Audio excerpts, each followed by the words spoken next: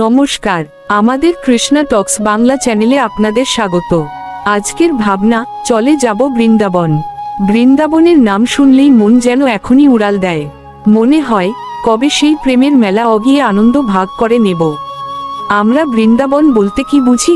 ইট পাথরের কোনো শহর না, বৃন্দাবন হলো আধ্যাত্মিক প্রেমের রাজধানী।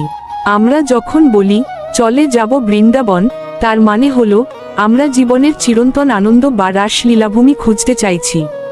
ঠিক যেমন বৃন্দাবনের প্রেম মন্দিরে প্রেম ভক্তির রূপটি সাকার হয়েছে। আসুন, জীবনের এই যাত্রা পথে একটু রঙ্গরস করে হাঁটি।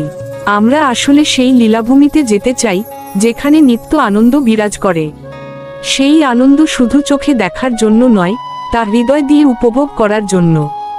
ভগবান শ্রীকৃষ্ণ গীতায় বলছেন, সেখানে গেলে আর ফিরে আসতে হয় না, সেটিই আমার পরম ধাম।